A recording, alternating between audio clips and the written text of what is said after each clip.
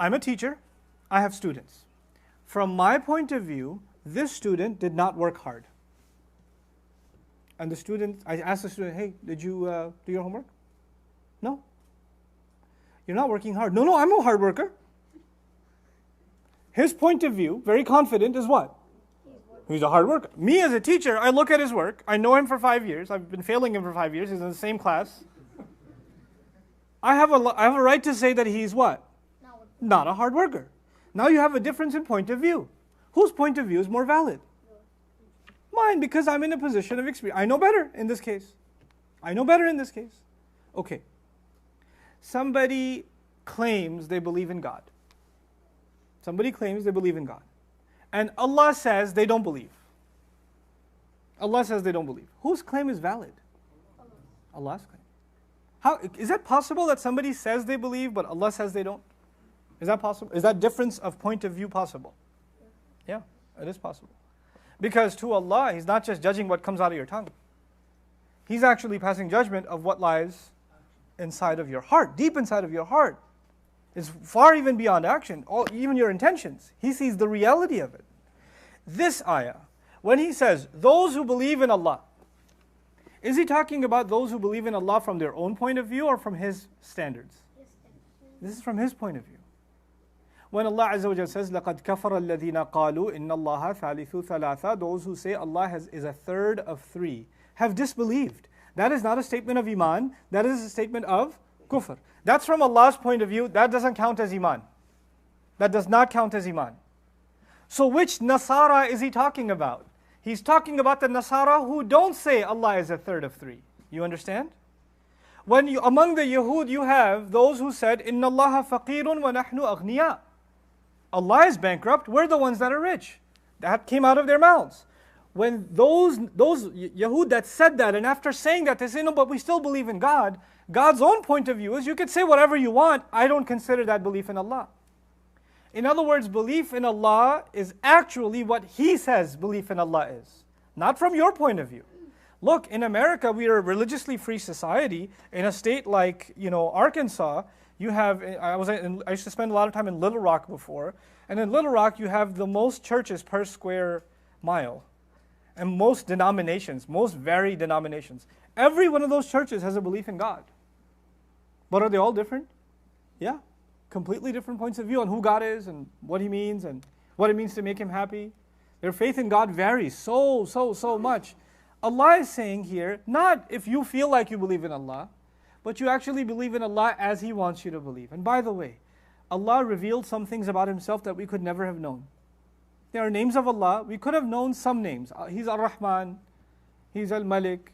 There are some names a human being can think about and say, God is merciful, He is fair, He is in control. You can know those names. There are certain things about Allah you could never have known unless He told you, right? He could only have told you, and otherwise you would never ever have known. So when Allah says, those who truly believe in Allah, of all of these groups who believed in Allah as He wants to be believed in, not according to their own philosophy, but as Allah wants them to believe in it. Now take this a step further. وَالْيَوْمِ الْآخِرِ, the last day. Are there different opinions on what the last day looks like? Do the Christians have a different view? Do the Jews have a different view? If a view at all? Do the Muslims have a different view? Do Hindus have some description of it? Do the Mayans have a description of what's going to happen at the end of the world? Yeah, you have a variety of views on how the world is going to come to an end and what it's all going to mean at the end, isn't it? But our iman is that for every single prophet that Allah ever sent on this earth, did He teach them different views of the last day or the same exact view? It's the same day, the same picture is being painted by Salih alayhi salam and Nuh alayhi salam and Ibrahim alayhi salam and Shu'aib alayhi salam and Isa and Musa and Muhammad alayhi salatu wasalam. There is no different pictures of Judgment Day according to us. It's one concept of the last day, one concept. But if you look at the reality from our point of view, do Jews today have a different concept of last day? Christians have a different concept of last day? Sabians, who, if they were, would have their own concept of last day. Allah is saying, actually, only of these people who maintained the belief in the last day as I revealed it. Not from their own point of view, because if they believe in some strange version of it, that doesn't even count as Iman in Al-Yawm Al-Akhir. This is not an open license to anybody who has some vague concept of God or some vague concept of the afterlife. It's all good. Just make sure that you stop at a red light and you can go to heaven. That's not what this is. And the last part of it is probably the most important. وَعَمِلَ صَالِحًا, and acted righteously. Acted in a way that is righteous. This is the hal nature of it is really important to understand. Allah is not just talking here about what you do. He's actually also talking about how you do it. That's what the hal does. It doesn't just explain what is done, it explains how it is done. So I want to pray to God. That's the act of prayer. But how you pray has to be good. How you pray has to be good. I want to help someone. It's not just the act of help, but how you conduct that help. What is the mannerism with which you speak to someone? Saying salam to someone is a good deed, but how you say salam can make a lot of difference. Assalamu alaikum. It can make a big difference. It's not just the what that's important, it's also the how. Now the thing is, somebody can have a concept of this is good and this is good and this is good. But the way they're going to do it can only come from revelation. Like every other person can have their own idea of what is good. Every other person can have relative morality. They could. I mean, there could be some person who yells at their mom and says, it's okay, it's no problem. She's cool with it. No big deal. That's not how you can talk to your mom. Why not? Because the Quran revelation will come and say, لا تقل لهما أف. Don't even say, ugh. Don't even squeeze your your eyebrows like this. Don't even do that before them. Don't even let them hear an ugh. It's not just what you do for your parents, even how you do it has been talked about. Even how you do it has been talked about. It's not just that you pray, it's even how you stand in prayer. These things can only have come from revelation.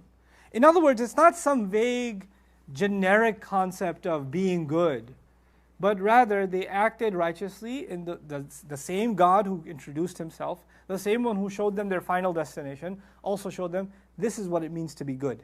And this is how you act righteously. When you find these people across history, then فَلَهُمْ أَجْرُهُمْ عِنْدَ رَبِّهِمْ, then they have their compensation with their master. I do take a step further. Allahu Ta'ala A'lam, what I'm convinced of I like to share. I like to share that in this ayah there's a promise from Allah Azza wa Jal to a large contingent of humanity.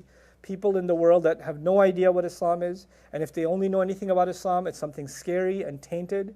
The images that they've seen and the unfortunate representation of Islam that either non-Muslims have made or unfortunately even Muslims have made, that has polluted the picture of what this beautiful religion is. So they haven't found Islam because we didn't let them.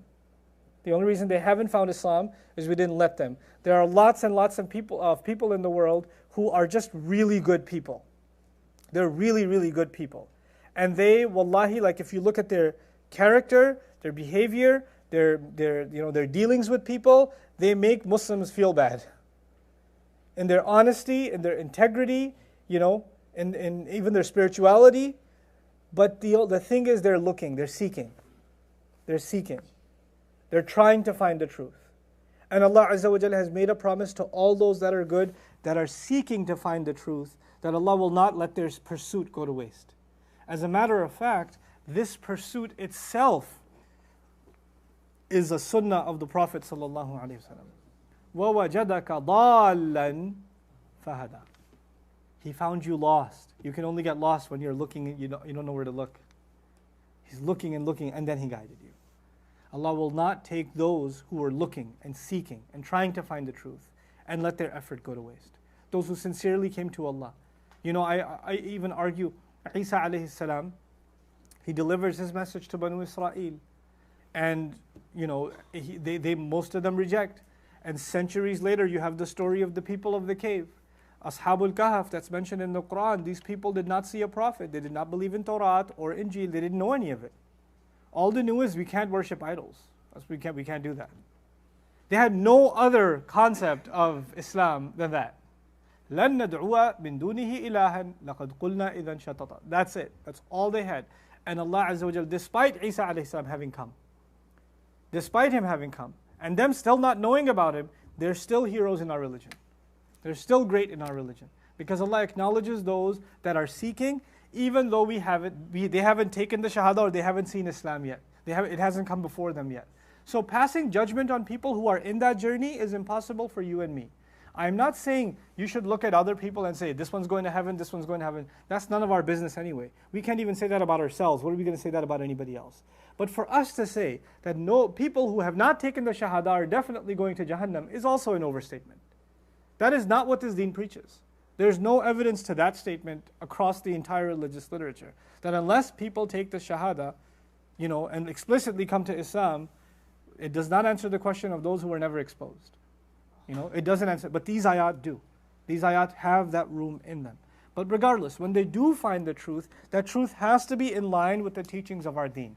It has to be in line with من آمن بالله واليوم الآخر وعمل صالحا فلهم أجرهم عند ربهم ولا خوف عليهم ولا هم يحزنون. Now just the final comment on this ayah. And that is that the ayah before it and the ayah after it both have to do with revelation. The ayah before and the ayah after both have to do with revelation. How? The previous ayah was يَكْفُرُونَ بِآيَاتِ اللَّهِ ذَلِكَ بِأَنَّهُمْ كَانُوا يَكْفُرُونَ بِآيَاتِ اللَّهِ. They used to disbelieve in the ayat of Allah. What are the ayat of Allah? Revelation. In the next ayah you find وَإِذَا خَذْنَا مِيثَاقَكُمْ وَرَفَعْنَا فَوْقَكُمُ الطُّورَ خُذُوا مَا آتَيْنَاكُمْ بِقُوَّةٍ. When we raised the covenant, when we took the covenant from you, which I'll explain, and we raised the mountain of Tur above you, hold on to what we've given you with all the might you have. Hold on to what we've given you, meaning hold on to the Torah. Hold on to the book of Allah, which is again revelation. In other words, the entire passage, down to the ayah before and ayah after, emphasizes faith in revelation. So if the ayah in and of itself does not mention whoever believed in Allah and the last day and His revelations, it doesn't matter anymore, because now the entire subject is revelation. And speaking of which, it's not just revelation, you need to focus on these other things too. That's what this ayah has highlighted. If you want to rip this ayah out of its context and assume that the Quran in this ayah gave no value to revelation, this is actually exactly the crime described in the Quran. الَّذِينَ جَعَلُوا الْقُرْآنَ عِضِينَ. Those who took the Quran and tore it to pieces. You tear this piece out and say, look, there's no mention of revelation. What are you talking about? Read the ayah before. If you can't read the entire surah because that's too much work for you, at least read the ayah before. Read the ayah after. Even then you understand that it's not revelation that's being skipped. In any case, let's move forward. Now Allah highlights, وَإِذَا خَذْنَا مِيثَاقَكُمْ. When we raised the mount, or rather when we took the mithaq from you. Mithaq comes from the word wathiqa, which means to tie something very tight. Mif'al, this pattern, actually suggests a device, a means by which you were tightened up. Mithaq is a contract or a promise by which you are held to account or you're tied to somebody. This is actually a very beautiful expression for revelation itself. Quran is also called a rope. And a rope is something by which you tie. In a sense, a rope is also a mithaq, in its literal expression. So, وَإِذَا خَذْنَا مِيثَاقَكُمْ وَرَفَعْنَا فَوْقَكُمُ الطُّورَ. And we raised right above you at-Tur, the mountain of at-Tur. The biblical parable is as follows. On the morning of the third day, there was thunder and lightning, with a thick cloud over the mountain, and a very loud trumpet blast. Everyone in the camp trembled. Then Moses led the people out of the camp to meet with God, and they stood at the foot of the mountain. Mount Sinai was covered with smoke, because He, the Lord, descended on it in fire. The smoke billowed up from it like smoke from a furnace, and the whole mountain trembled violently as the sound of the trumpet grew louder and louder. Moses spoke, and the voice of God answered him. So this is a conversation between Musa and Allah Azza wa Jal. They describe Allah descending. We don't accept that part, but rather that the mountain was actually raised. Now some Bible scholars actually literally believed that it was raised. Others say that it was raised in the sense that they were at the foot of the mountain. And the mountain kind of overlooked them. If you're standing at the bottom of a very tall building, like if you've ever been to New York City and somebody wants to show you, by the way, you're right at the Empire State. Seriously? Whoa, and then it feels like it's just falling over you. The idea of a mountain hovering above you, that it's kind of collapsing on top of you. Then the Quran uses the word nataqna. إِذْ نَتَقْنَا الْجَبَلَ فَوْقَهُمْ كَأَنَّهُ ظُلَّةٌ, which الزَّعْزَعَ الْهَزْ وَالْجَذَبْ وَالنَّفْض. Actually, the idea of nataqa is to shake. And so it's kind of the image of an earthquake. And an earthquake is happening, and there are boulders and rocks that are on the mountain that are falling. And these people are at the bottom, so they see these giant boulders rolling down, crashing on either side of them, and they're just kind of standing because they're not sure if they run that they're going to be smashed. So that's one image of what's happening here. The entire mountain is shaking and rocks are falling, and this is how Allah raised the tur above them. Meaning He started dropping boulders of it, on top of them as it shook. Others have taken a very literal meaning of it, which is possible also, and there's no reason to reject it, like the expression in Surah Al-A'raf, كَأَنَّهُ ظُلَّ, like it was a shadow hovering above them. Like it was literally like an umbrella hovering above them. وَظَنُّوا أَنَّهُ وَاقِعٌ بِهِمْ, and they were convinced that it's going to drop right on top of them. Like literally the mountain of Tur is hovering above these people. And as it's hovering above them, خُذُوا مَا آتَيْنَاكُمْ بِقُوَّةٍ, hold on to what we have given you with all the might, with great might. What is Allah referring to? Torah. He's referring to what I've made halal and what I've made haram. Hold on to these instructions with all your might. I remember some emails from a long time ago. Why did Allah have to raise a mountain over their heads and then tell him to take the book seriously? It's like somebody telling you on gunpoint, hey, take Quran seriously. And you're like, okay, I'll follow it. Yeah, I'll read it. Why is He holding a mountain above them? And they're like, oh, no. And then Allah says, take what I've given you seriously. Hold on to it with strength. Yes, we will. Yeah, But that's not genuine, is it? That's not genuine, because at that point, you're only doing it because you're being held at gunpoint, or in this case, mountain point. That's the only reason. And as soon as the mountain's gone, you're going to go back to your old ways. Or that's not a genuine reason to abide by the law of Allah. So why did Allah use this measure? To understand this question, one has to carefully look at the relationship between ourselves and Allah that is not one-dimensional, it's complex. To put it in perspective, the relationship you have with your mom is not one kind of relationship. When you were a child and she was taking care of you, the relationship was different. As you grew, the relationship became different. When you were negotiating getting married with her, the relationship was different. When she became a grandma, the relationship is different.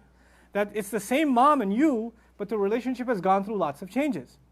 And it's not just progressive changes, there are different types, different sides to your mom that come out at different occasions. Okay? Sometimes her angry side is necessary. Sometimes her loving side is necessary. Actually, not much different. وَلِلَّهِ الْمَثَلُ الْأَعْلَى. We have lots of dimensions with our relationship with Allah. We have a relationship of love with Allah. We have a relationship of fear with Allah. One of gratitude with Allah. One of loyalty with Allah. One of humility with Allah. One of sharing our joy with Allah. Wanting to talk to Allah. Missing Allah. We have and fear, of course, is part of the relationship. It's a complex relationship. We have a relationship of a student from Allah. One seeking Allah's wisdom. Putting ourselves in a position of a learner. We have all these different kind of dimensions to our relationship with Allah. When something great happens in your life, then there's this sense of gratitude to Allah that overwhelms you. That's not the time of fear, it's the time of gratitude. When you've messed up really badly, it's a time of embarrassment before Allah. Maybe even fear of Allah. The thing is, Allah will manifest through His names, right? When you study the names of Allah, which surah and which ayah is talking about which name, Allah is highlighting which part of the relationship is important here. So when He's saying Ghafurur Rahim or Azizun Dhuntiqam, Qawiyun Aziz, when He's mentioning these names, it's actually highlighting what part of your relationship with Allah is important at this stage. Banu Israel have this unfortunate, one-sided relationship with Allah. He loves us no matter what. And no matter what we do, He's not going to, what's He going to do? We're the chosen ones. Who else is He going to get? We're the only ones. They remind me of post office employees. So sorry if there are any in the audience. You're already secure in your job. Ain't no way you're going to get fired. You're already tenured. So you can take 5 hours to put a stamp on. It's okay. And if you say, could you hurry? You need to calm down, sir. There's no reason for you to take your job seriously now. This attitude of theirs, Allah Azza wa Jal flips the equation and says, you, as much as you've taken advantage of Allah's attribute of love towards you, favor towards you, gift towards you, you've completely ignored the relationship of fear towards Him. That needs to be highlighted. And the more drastic a measure Allah takes is an indication of how drastically far they've gone. This is a scared straight program. So خُذُوا مَا آتَيْنَاكُمْ بِقُوَّةٍ. Now Allah has not done that with us, subhanahu wa ta'ala. Allah didn't do this with this ummah. That's actually an indication that, one, inshallah, we're not that bad. That hopefully we're not that bad. Because when need be, Allah will do this. When need be, He will scare a people straight. وَاذْكُرُوا مَا فِيهِ. And remember what is in it. لَعَلَّكُمْ تَتَّقُونَ. So that you may be protected, so you may be safe. Usually when you say taqwa, safe of the displeasure of Allah, protect yourself, be righteous, be pious. But in this ayah, so you may protect yourself from getting crushed, because I will crush you. The mountain's hovering above them. You better watch it. Basically, Allah has had enough.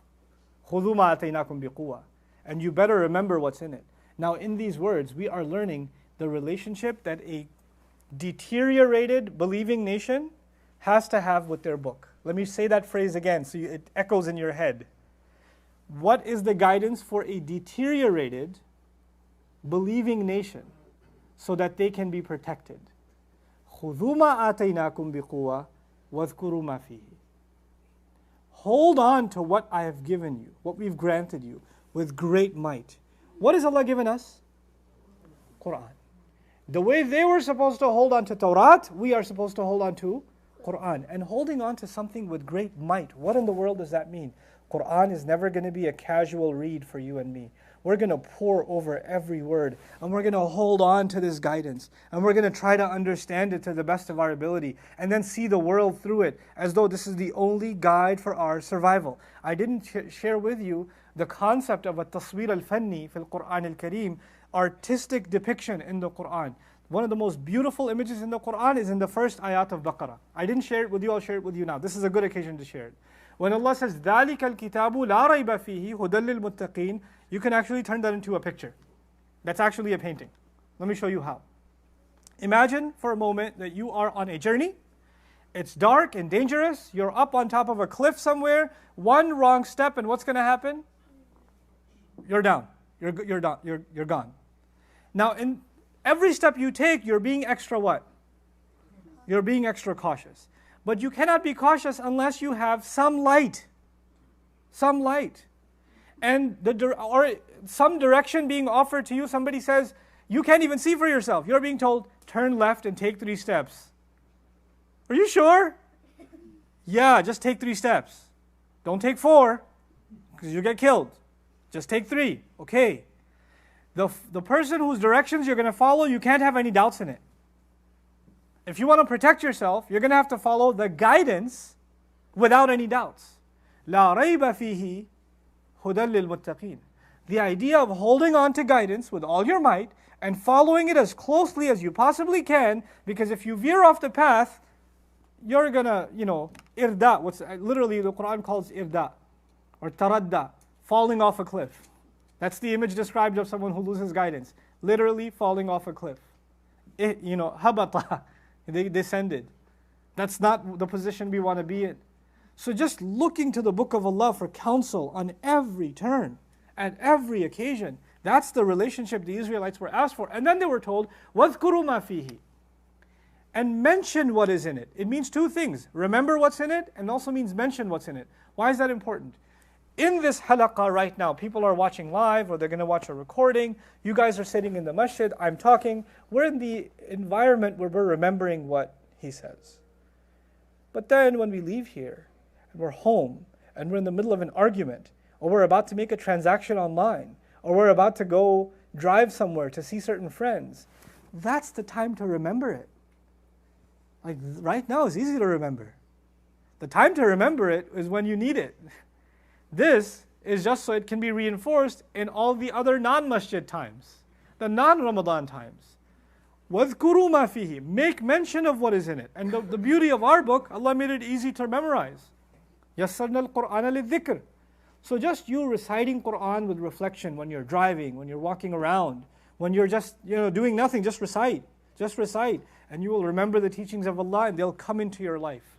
They'll make their way into life in places you wouldn't expect. لَعَلَّكُمْ تَتَّقُونَ. So that you may be safe. ثُمَّ تَوَلَّيْتُم مِّن بَعْدِ ذَلِكَ. Thereafter you all turned back Even after that had happened. This is actually one of the most amazing things I read on this subject. I had no idea. In the Hebrew language, when this story is mentioned, they say, the way they describe sami'na wa ata'na. Now we say sami'na wa ata'na. What does that mean? We hear, we obey. Or nasma' wa nuti' if you make the mudari, right? We listen and we obey. This is how they say this in Hebrew. They say nashma wa ashin or asin. Nashma wa asin. And asin in Hebrew means to obey.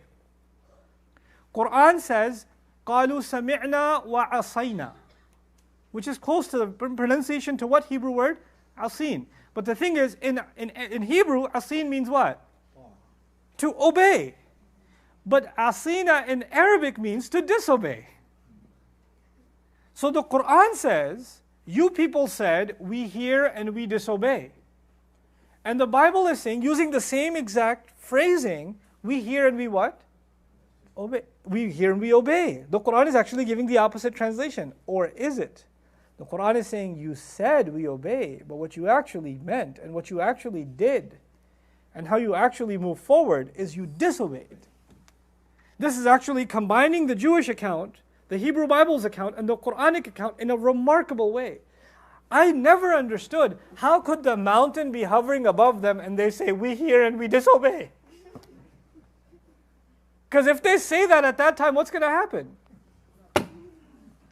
So obviously they were going to say what? We hear and we asina, which is for them, we obey. But actually what they meant in their hearts was what? Okay, fine for now. And the Quran captures that reality so beautifully. When Allah says later on in Baqarah, you said, we hear and we disobey. But here we're learning the other dimension of the story. Thumma, thereafter you turned away. You didn't turn away immediately. You didn't disobey immediately. You did that later on. So how did they get out of trouble then? Just by saying we obey, but by meaning we disobey. As if Allah won't know. As if Allah won't notice. ثُمَّ تَوَلَّيْتُم مِّن بَعْدِ ذَلِكَ. Then thereafter you turned away, even after having done that. Even after the mountain hovered above you. فَلَوْلَا فَضْلُ اللَّهِ عَلَيْكُمْ وَرَحْمَتُهُ. Had it not been the favor of Allah on you and the loving mercy of Allah on you. What is the loving mercy of Allah on these people? The continuous sending of prophets. Quran describes the prophet as a favor of Allah and a loving mercy of Allah. Prophets are not messengers of destruction. Prophets are deliverers of Allah's favor and His loving mercy. And that's what makes Banu Israel special. And had they not had that, لَكُنْتُم مِّنَ الْخَاسِرِينَ. You would have been from those that have lost. And so I leave you with just commentary on what does it mean to be of those that have lost. It's just not, you would have lost dunya and you would have lost akhirah.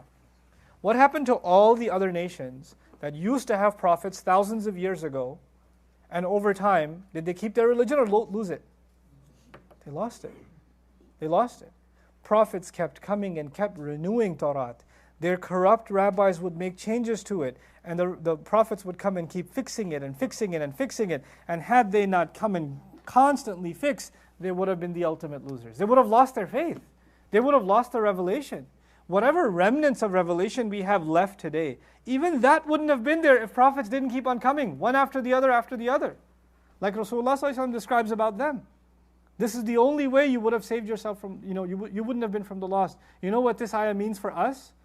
It actually means the fact that Allah Azza wa Jal has given us a Quran that does not have to be preserved or re-preserved by the coming of new prophets. Is that this ummah will never be khasirin.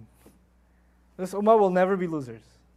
Because we always have the greatest treasure that can't even be valued. It's the book of Allah. It's beyond value.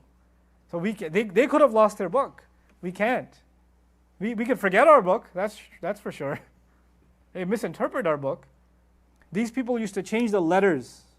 يُحَرِّفُونَ الْكَلِمِ عَنْ مَوَاضِعِهِ. They used to move the words and alter the words from their place. We can't do that with Quran. You could even try and do it, and some people have. People just laugh at it. We can't even change the Quran if we wanted to. So what's the next best thing? Let's not talk about it. Let's ignore it. Let's overlook it. Or worse yet, let's misinterpret it on purpose.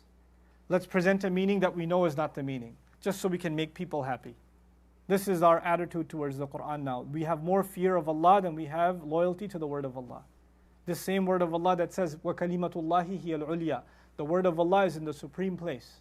It's in the highest place. Nothing comes above the word of Allah. But now today, political pressure, social pressure, we gotta fit in. What do you say about this issue or that issue? What does your Quran say about this? We think you guys are pretty barbaric. No, that's not what it says. Let's just give them an interpretation that will make us look less barbaric. We're in enough trouble as it is, because otherwise they might trump the rest of us. So let's just change the way we look at our book.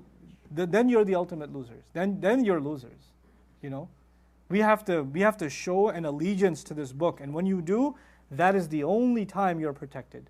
خُذُوا مَا آتَيْنَاكُمْ بِقُوَّةٍ وَاذْكُرُوا مَا فِيهِ لَعَلَّكُمْ تَتَّقُونَ. In the 1 minute I have left, I'll share with you to me personally, one of the most powerful insights from this ayah that really, for me, transformed my life and the way I think about the book of Allah Azza wa Jal.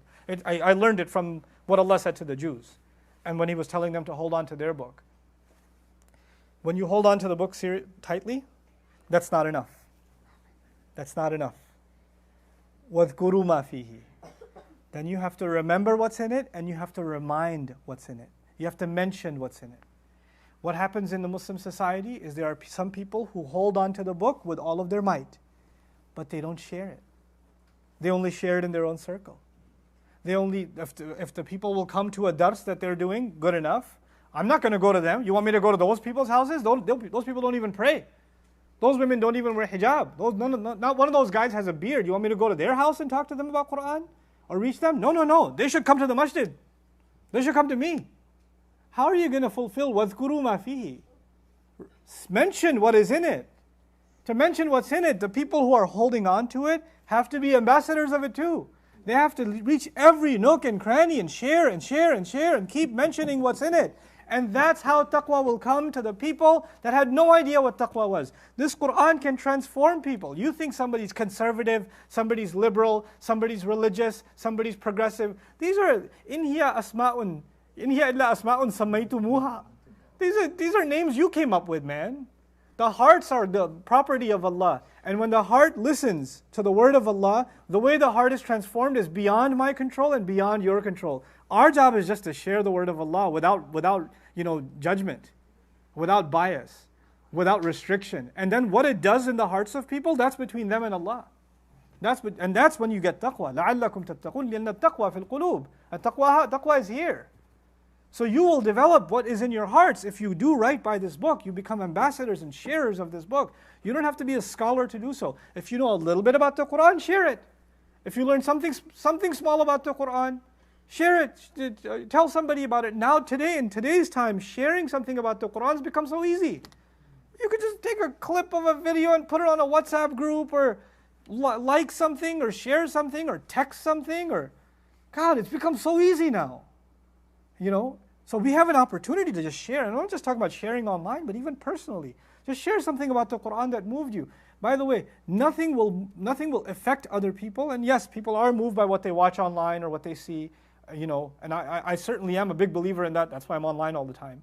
But what you personally say to someone, مَا يَخْرُجُ مِنَ الْقَلْبِ يَصِلُ إِلَى الْقَلْبِ. What comes out of a heart goes into a heart. Don't underestimate the value of sharing the word of Allah, even in the smallest capacity. وَلَوْ آيَةً, with anybody around you. May Allah Azza wa Jal make us carriers of this Quran, and make us of those who hold on to this book بِقُوَّةٍ, with all their might, and then mention and remind each other of what is in it. Barakallahu li wa lakum fil Qur'an al-Hakim, wa nafa'ani wa iyyakum bil ayat wa dhikr al-Hakim. Wassalamu alaikum wa rahmatullahi wa barakatuh.